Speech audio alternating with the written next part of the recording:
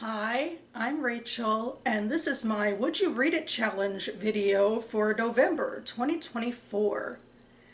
The Would You Read It Challenge is a meme that was brought to BookTube by @2Brody, where you challenge your audience, reading them the first sentence of a variety of books you pick for whatever reason, and then asking after you read said sentence if they would want you to continue with the book. So I've been playing this tag for a while, except that I elongated it to the first few paragraphs of the books in contention. And I have been using as my reservoir the ballads of yesteryear from the BookTube Prize in fiction. So the BookTube Prize was brought to BookTube by Robert Sheard starting back in 2019. It's a chance for people to judge the best in literary fiction and nonfiction judged in the U.S. The year before. And I've been a happy judge since 2020. We are currently in the off season of the BookTube Prize, but I thought I would have some fun and go back to yesteryear and to the old Octafinal ballots of the prize. The Octafinals are basically our longest long list, and each ballot has 6 books on them, so it seems like it gives us a nice amount to talk about here, and that means at least for every book of the BookTube Prize in fiction, I have read the beginning and discussed the beginning. And in this case, this month, I am reading from the 2021 BookTube Prize Octafinals from Group G. And I have read already one of the 6 books on this ballot. It actually won 3rd place in the BookTube Prize finals that year, although I think it was my first place book. And I read, as a judge officially for the finals that year. And the other 5 books are pretty new to me. So anyway, without further ado, I'm going to first read the first few paragraphs of each book, share the title, and share my thoughts, and yeah, let's get into it. Starting with book number 1. The moment Janie stepped off the bus, she suspected her error. Until then, through the long hours of the ride, pulling through town after town, the day dimming, the door sighing open and shut, the darkening, then darkness, her head lobbing back and forth in a half-sleep, stepping down to change buses in Chicago, waiting on the cement with her duffel, pulling out again into the dark, then the sunrise, the plaid day flipping by, her reflection laid against the window over the highway signs and strip malls. She'd felt she was at the start of a great journey. She'd peeled off from her former self, left the old Janie behind. She could almost see the old Janie ghosting along her usual track, back in the city, headed to school. They were like co-joined twins torn apart. One would live, the other would die, and the doctors weren't sure which was which, so the world watched, waited. She trembled with anticipation, the states widening, the land flattening, the fields turning into fields, not tangles of brush and trees, the God signs whipping along the roadside. She, the new Janie, had stepped out of the line of her classmates and walked away, and who knew what would happen now? She could almost glance back across the country and see the line move forward without her, the old Janie inch up, follow those in front of her like a cow. But now, a day and a half later, she got off the bus, climbed down on gummy legs, and the station instilled her first doubt. The clean plastic seats, the antiseptic smell, the collection of very badly dressed people, their suitcases wrapped in cellophane and piled on the floor like components of a giant packed lunch. And that was from Barn 8 by Deb Olin Unferth. Book 2. Prologue. As pale as a grave grub, she's an eyeful. She looks up at him, startled, from the bed. Her pale eyes flitting fishy. Intruder, lantern, door, intruder. As if she's trying to work out how they all connect, with her eyes cold and clouded. Is she blind? No, she sees him all right. He knows that she sees him. Now her eyes are following him as he steals nearer. She's pretty. She's more than pretty. She's a churchyard angel, a marble carving, with her ivory curls and her pale, pale, stony eyes. But not stone, brightening pearl, oh, soft-hued. He could touch her, stroke her cheek, hold the wee point of her chin, wind her white curls around his finger. Her lips are beginning to move, pouting and posturing, as if she's working up to something, as if she's working up to sound. Without further thought, he puts his hand over her mouth, his skin dark against hers in the lantern light. She frowns, and her feet beat an angry tattoo despite the restraints, and the coverlet is off. She has 2 legs, like a girl. 2 thin, white legs, and 2 thin, white arms, and not much else in between. And that was from Things in Jars by Jess Kidd. Book 3, Part 1, Beulah Springs, Cherokee Nation of Oklahoma, 1974. Book of Generations, 1. When Lula stepped into the yard, the stray cat Justine held took off so fast it scratched her and sent the porch swing sideways. Justine had been feeding the stray, hoping to find its litter of kittens, in spite of her mother's disdain for extra mouths or creatures prone to parasites. She'd tried to smooth cat hair from her lap. She'd wanted everything to be perfect when she told her mom that she'd tracked down her father in Texas and used her neighbor's phone to call him. That thing's going to give you worms. Lula dropped her purse onto the porch. She hadn't been able to catch a ride from work. With a deep sigh, she untucked her blouse and undid the long green polyester skirt she'd started sewing as soon as she'd seen the Help Wanted sign at the insurance office. She was a secretary now, and she liked to tell Justine people called her Mrs. and complimented her handwriting. "I'll wash up," Justine said. She already decided that today wasn't the day, like yesterday, and the day before that. "At least let me say hi." Lulu kicked off dusty pumps and let her weight drop into the swing beside Justine. The swing skittered haywire as Lulu pulled bobby pins from her bun, scratching her scalp. Her long salt and pepper braid fell past her shoulder and curled under her breast. "Bless us, Lord," she said, the words nearly a song. She closed her eyes as she whispered an impromptu prayer, touched the end of her braid to the mole on her lip she called a beauty mark. And that was from Crooked Hallelujah by Kelly Jo Ford. Book 4, April 20th, 1986, New York City. He went out with his camcorder. The sun was just beginning to rise. He left his place on 4th Street, between A and B, and walked west, passing the park and the empty lots and boarded-up buildings with broken windows and graffiti-sprayed storefront metal gates. Sidewalks were littered with city souvenirs, an empty Coke can, a greasy paper plate, crack vials with balloon-covered tops, red, green, yellow, purple. Hardly anybody was up this early on a Sunday. An old man swept church steps. A wino dug through a trash can, and a sturdy mule-faced woman with a floral print kerchief over curlers walked her little dog. Crackheads huddled in a doorway. 2 pretty guys in jeans and leather jackets and boots crossed the street, chirping like excited birds, probably still coked up from a night out, bodies exhausted, alive.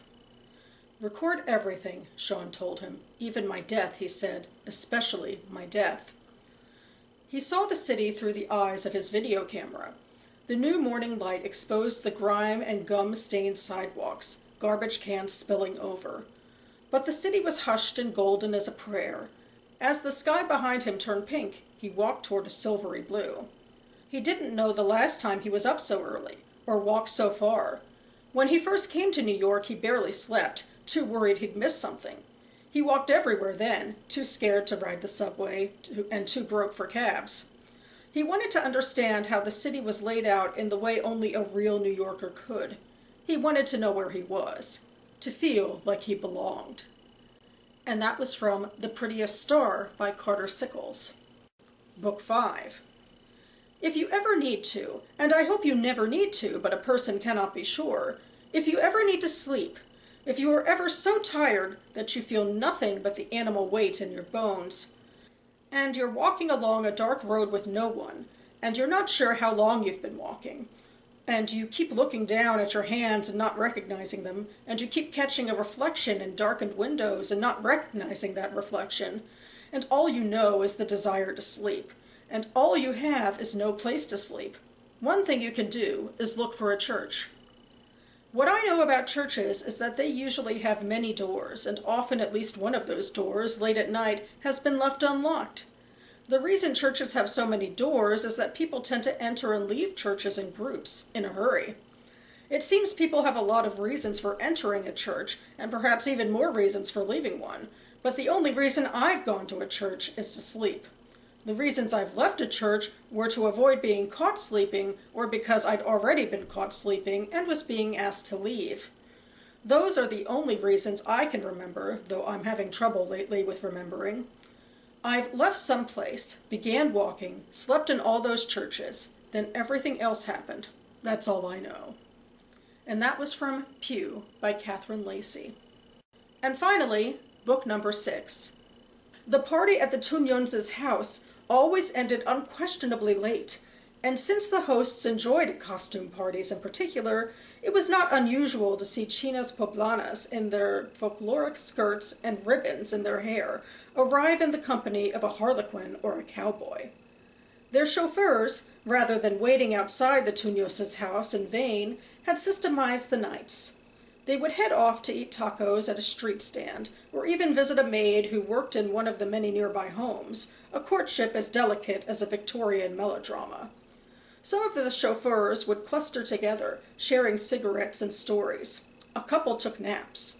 After all, they knew full well that nobody was going to abandon the party until after 1 a.m. So the couple stepping out of the party at 10 p.m., therefore, broke convention. What's worse, the man's driver had left to fetch himself dinner and could not be found. The young man looked distressed, trying to determine how to proceed. He had worn a papier-mâché horse's head, a choice that now came back to haunt him, as they would have to make the journey through the city with this cumbersome prop. Noemi had warned him she wanted to win a costume contest, placing ahead of Laura Quezada and her beau, and thus he'd made an effort that now seemed misplaced, since his companion did not dress as she had said that she would. And that was from Mexican Gothic by Silvia Morena Garcia. Okay, so as always, pretty much with these videos, I'm going to start with the book I actually read first, and that would be The Prettiest Star by Carter Sickles, which it was a really moving book, I thought, about a young man's final weeks and months after he contracted AIDS and ultimately left the New York of the beginning of the story and returned to his small conservative town. And we see his demise through the eyes of him, and usually he is, documenting through his video camera, and also through his family members and how they're struggling with what happened in a very different time than today when it comes to understandings of AIDS and homosexuality. And I found it a really moving story. I feel like in terms of the beginning, it's somewhat similar to a lot of these beginnings, that it's a lot of detailed exposition to set the scene. And on its own, it just isn't as moving as the rest of the story, perhaps. I mean, I felt like there were some very visceral images here that were good, but it strikes me that that's not what moved me ultimately about the story, and just how much more there can be, in a story than the first page. And that being said, now I'm going to go ahead and judge the other 5 just from the images on the first page. And in that respect, I feel like the one that spoke to me the most was Crooked Hallelujah, because that's the one that actually begins with a scene and not just exposition. It begins with a scene of Lulu coming home and Justine on the porch with the cat, and Justine wanting to build herself up to, admitting to her mother Lulu that she'd contacted her dad, and that doesn't happen, but there's, dialogue at least, and sort of, present action. And that did ultimately make me maybe the most compelled by this to think, well, what's going to happen next? Whereas the rest has some beautiful scene setting to various degrees, but not much happens.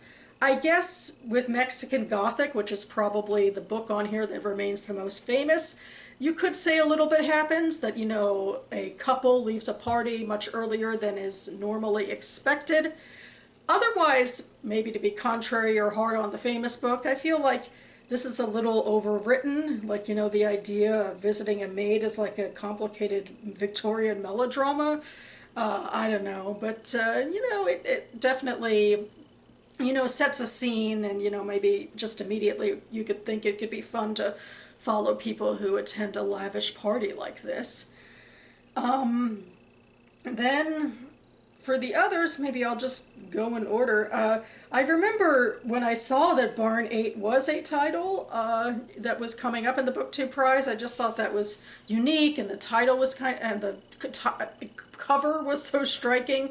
And so I was already like automatically thinking we'd be starting with a more like agricultural setting, which technically we don't get in the very beginning here. We're getting a woman on a train, or a young person on a train, or a bus, I should say. I guess it's a bus. And it really, in lots of detail, like describes this bus ride. It's, I think, a little too trundling of detail. And I don't know, the idea of what she's escaping is so bland, like lines and going to school, and then it's just kind of funny, the ending, where what upsets her about the location she's gone to is how orderly it is, which, you know, usually I guess stereotypically I think of being upset by something that feels disordered, like, you know, what am I going to do with myself now that I'm, you know, running away and in a disordered place? But this person seems to have a lot of trouble with order and lines, so that's kind of intriguing, I guess. Then for book 2, Things in Jars, this is a very harrowing, scary, I guess, beginning, which isn't, you know, fully exposition, because it seems like this man, this intruder, is discussing his victim as he comes into her house. And so it's a bit of a character sketch, and it describes what seems to be the beginning of a break-in, and possibly worse. It's very uncomfortable to read, but I guess pretty aptly done in terms of trying to get into this particular sort of headspace, at least from what it seems like to me. I haven't read beyond this. And that then leaves the final book, which is Pew by Catherine Lacey, which I guess you can say technically begins where I assumed it would, because I assumed with Pew we'd begin in a house of worship of some kind.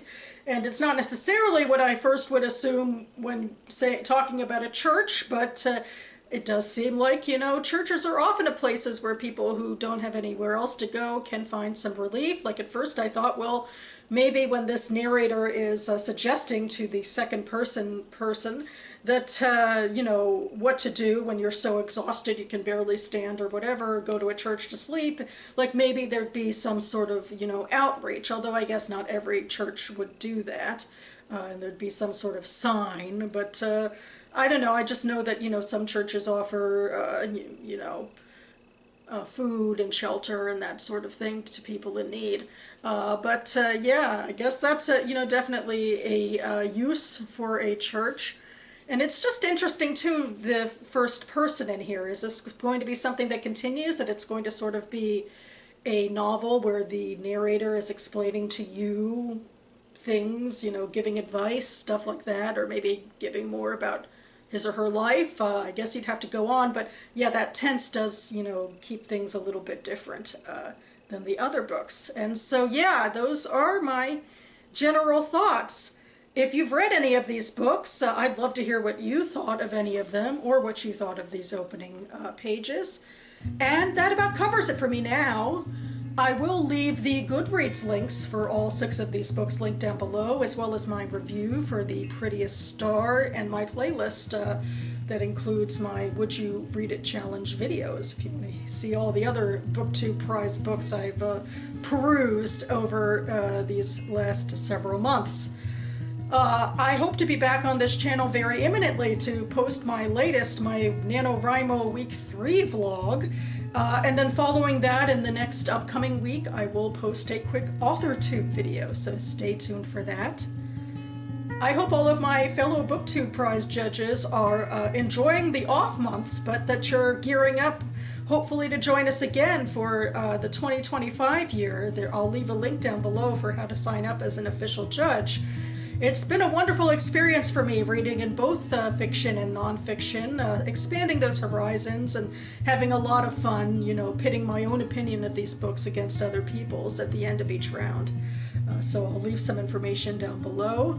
And in the meantime, thanks so much for watching, everyone, and I'll see you next time.